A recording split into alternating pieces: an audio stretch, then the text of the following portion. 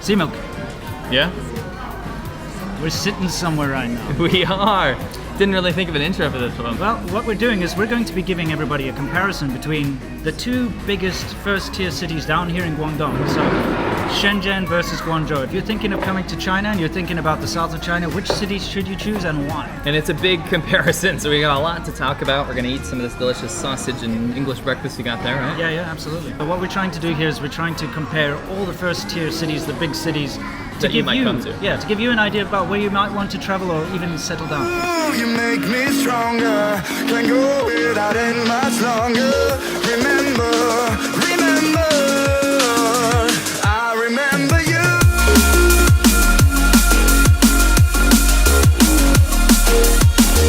Shenzhen, electronics. Okay. If you want anything to do with electronics, this is the place. Okay. In fact, not only just in China, but in the whole world. iPhones are made here. All the component level stuff is made here. We were taking apart that PS1 that we're building a Raspberry Pi into, and it said Foxconn Shenzhen on it, even back then, you know? Everything's from there. Absolutely. So, you know, if you're into electronics, this is the place to be. That you cannot beat it. There's no other city in China where you can gain access to electronics. I'm talking component level. Right.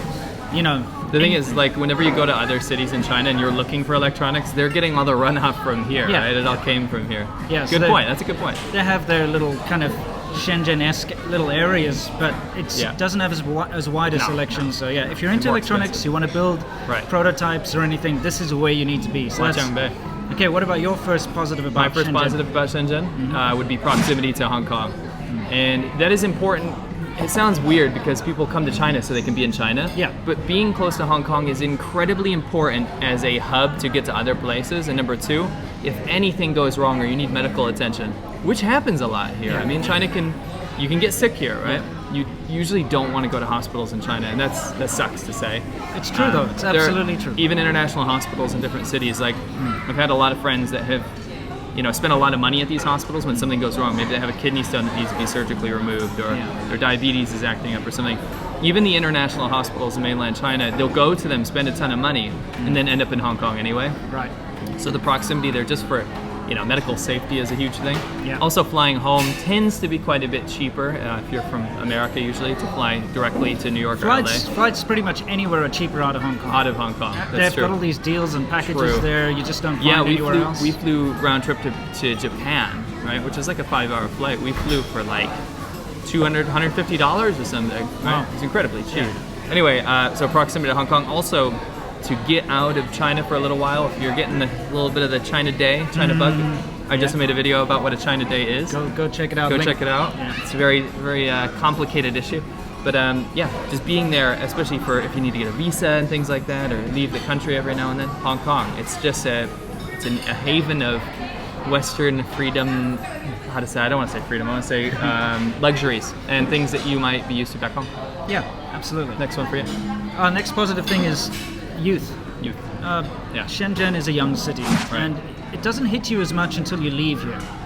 So if you go to any other city in China, you will see lots of old people and older people. In Shenzhen, like, look around us, everyone's young. Yeah, it's the youngest city in China. Everyone's young. You get lots of young, pretty girls walking around, which is a massive plus if you're a man. And I mean, I'm not going to lie and sugarcoat it or anything, but if you're a man, you'll love being here because there's so much eye candy all around you. And I'm not trying to sound like a creep. It's just the way it is. You're just using your eyes to lap up all them hoes around you, and I'm just joking.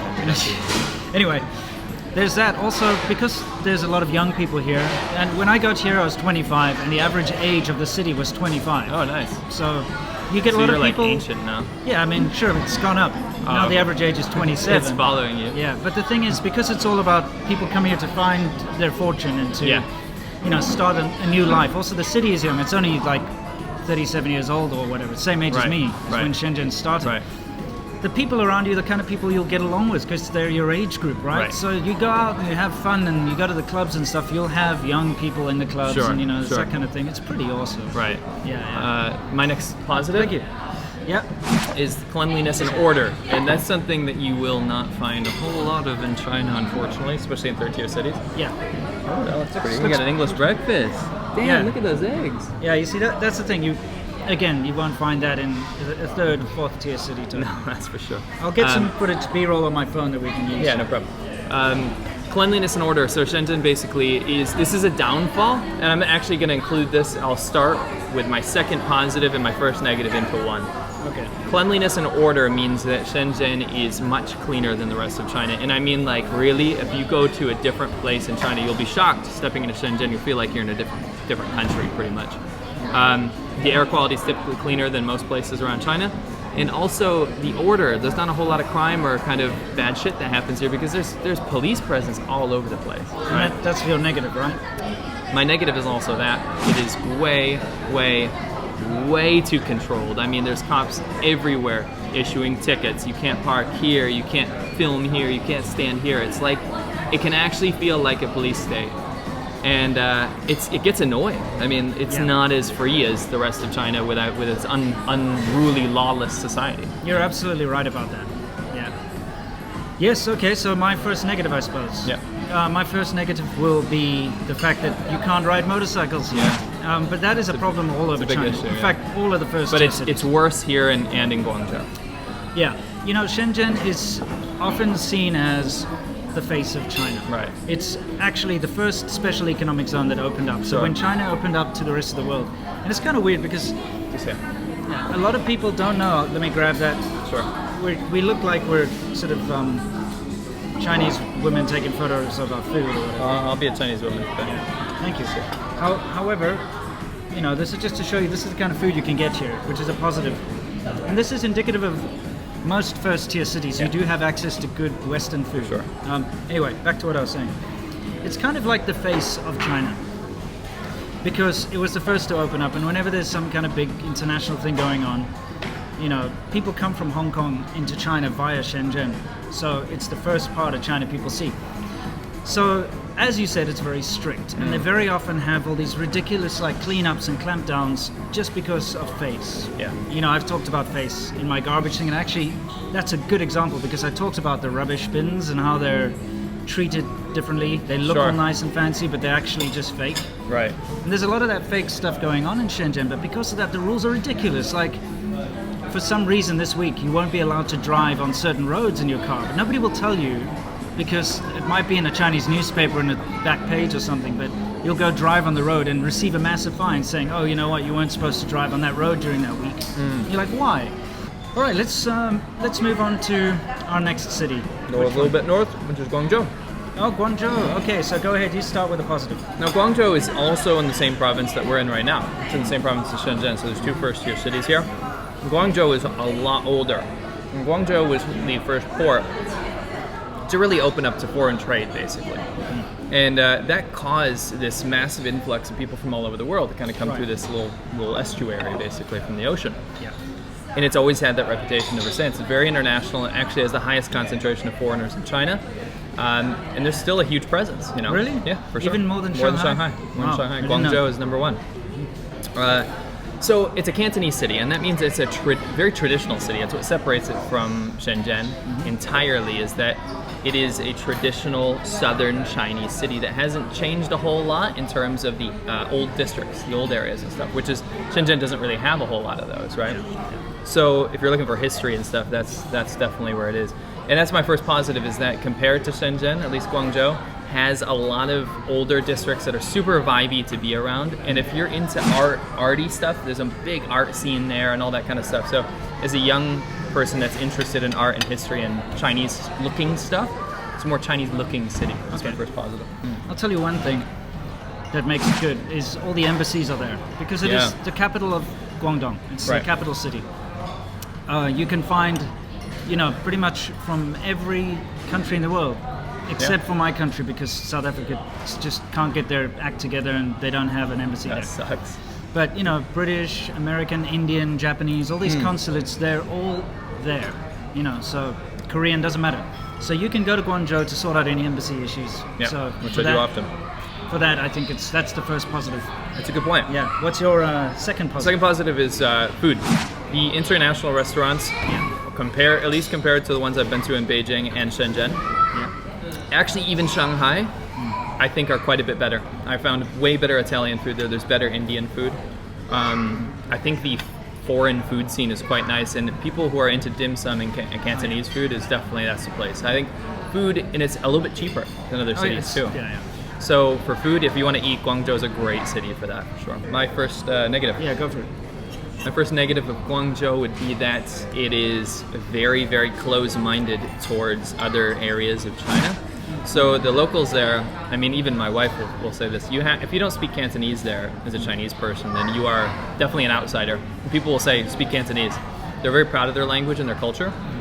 So it's a bit isolated culturally from the rest of China, unless you're in like the, Zhujiang, Xinjiang or something like that. So as a foreigner, you'll actually hear a ton of Cantonese everywhere. Like I think it's 60% of people still only use Cantonese in daily life, and taxi drivers and all this kind of stuff. So if you want exposure to Mandarin, you won't be pushed out culturally like someone from a different province in China. But what you will do is you will not hear Chinese all the time. Sure. You'll hear Cantonese. So that would suck for a Chinese learner. For sure. That's actually where I'm going to start with my negative part. Okay. Is number one, that it is Cantonese. Now this isn't an insult to people who speak Cantonese or Cantonese people. My wife is Cantonese, so is yours. Yeah. The thing is, it's not a very useful language because it's only spoken in Hong Kong and in Guangzhou and a couple of Chinatowns overseas. And of course, there are a few Guangdong towns and stuff. Of course, they will speak Cantonese, but Mandarin is the one that's spoken all over the country. That's the one you want to learn. That's the one that's spoken in Taiwan. That's even the one if you're that's going spoken abroad. everywhere. Yeah. So you want to learn Mandarin. So that's the number one problem. Number two problem is that it's filthy. It's filthy. It's old, and because it's old, it's filthy. It's filthy, and people spit way more, and that's got to do with the old Cantonese cultures because they believe in all the qi, and they think that spitting is like a healthy thing to do, like spitting up phlegm. And when you live in Shenzhen, people spit, but not often, actually. I don't know. Right. We haven't really even seen it. I see it. I do see it, but it's not that common. It's less common. Every time I go to Guangzhou, it stands out to me because everybody's spitting. It's on like the streets. rest of China, really. Yeah. So Winston, at the end of all this, after comparing everything, as I eat this pickle, Yeah. what is your winner? Oh, Shenzhen, hands down. Okay. Without a doubt. I mean, some people will argue that Guangzhou is nicer. I guess maybe there might be a bigger party scene or club scene there. I know there's a huge there is. There's a huge one in Shenzhen though. Like, come on. Right. Coco Park. Guangzhou Shoko. does have more of a young, like, foreign, crew though. And I Maybe, think there's but a lot of- not young people though. No. You want to see young pretty girls, you come to Shenzhen, not Sure. Guangzhou. Not everyone is a middle-aged man though watching our videos. Yeah, it's true. I'm just saying. I got you. I feel So you. from a youth, energy, modern Right. Shenzhen. But if you want like a more established foreign element, definitely Guangzhou. For sure. I'm also going to choose Shenzhen. I would like to say Guangzhou just to pick something different, simply because of you feel relatively safe here, and you don't feel like you're getting ripped off left and right. Yeah. And you're right on the border with Hong Kong, which I can't stress is super important, dude. I'm not saying you want to leave China all the time, but I think it's incredibly important to do that. What? She's there, yeah. Did we find her? She's there. No way. Did we just find Poppy? Yeah, we found her. Here she is. Anyway, guys, is there anything that you'd like to say to everybody before we sign off? Whether you're coming to China or not doesn't really matter. Yeah. I hope you find these videos informative and you enjoyed them, because making a choice where you're going to move in China is an adventure in itself. Yeah. And finding all of the positives and negatives, hopefully you find through our videos. Yeah. And you don't have such a stressful time when you come here. Yeah. And I want to say thank you for liking and commenting and subscribing. Whether or not you like, comment, or subscribe, as always, you know the drill. Stay awesome.